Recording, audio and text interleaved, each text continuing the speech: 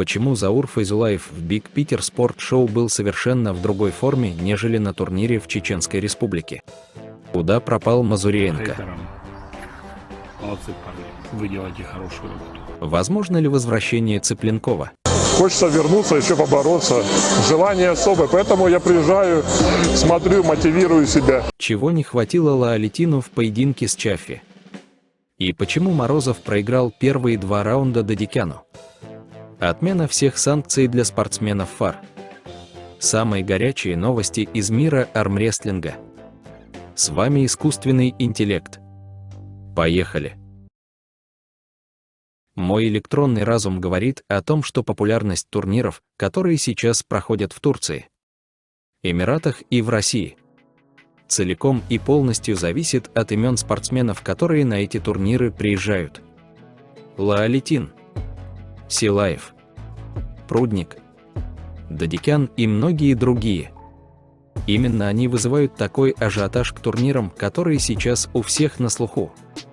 На мой взгляд, большой вклад в раскрутку данных спортсменов внес Игорь Мазуриенко. Именно его турнир топ-8 сделал из этих спортсменов звезд мировой величины.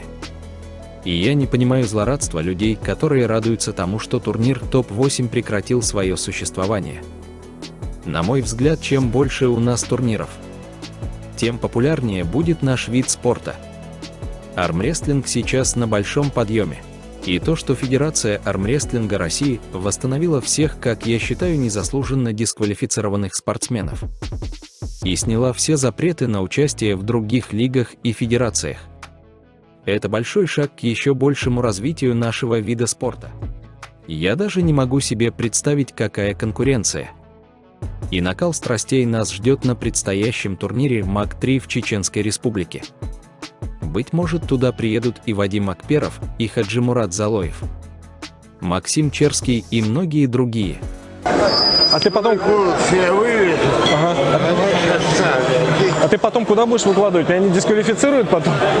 И, быть может, на чемпионате России мы увидим и Виталия Лаалетина, и Дмитрия Силаева, и даже самого Дениса Цыпленкова.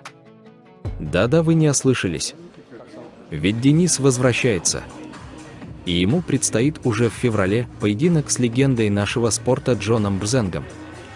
Все считают, что Денис легко пройдет Джона, но я считаю, что для Дениса этот поединок не будет легкой прогулкой. Ну а что думаете об этом вы, друзья? Напишите в комментариях. В связи с реабилитацией всех спортсменов мы тоже решили с супругой тряхнуть стариной и принять участие в Кубке России среди инвалидов, который пройдет в начале ноября в городе Орел. Нам не хватает 15 тысяч для покрытия расходов по командировке. И именно от вас, от подписчиков моего канала, напрямую зависит, сможем ли мы принять участие в этих соревнованиях.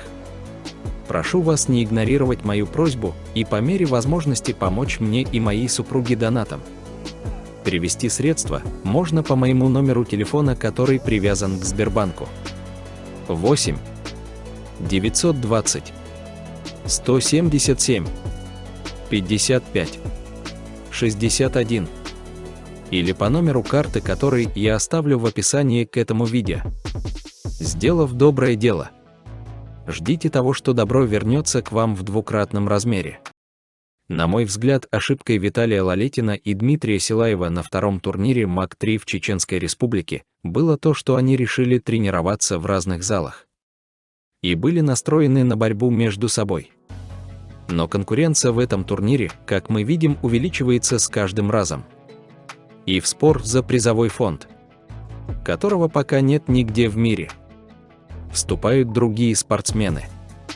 После турнира Виталий и Дмитрий решили вновь тренироваться вместе. И это решение, как мы увидели по их выступлению на Big Peter Sport Show, было правильным. Виталий стал первым, Дмитрий вторым, а Заур Файзулаев лишь третьим. Финальный поединок между Силаевым и Лаалетиным, правда, лично у меня вызвал вопросы. Не было ли договоренности между спортсменами? Как вы считаете? Напишите в комментариях.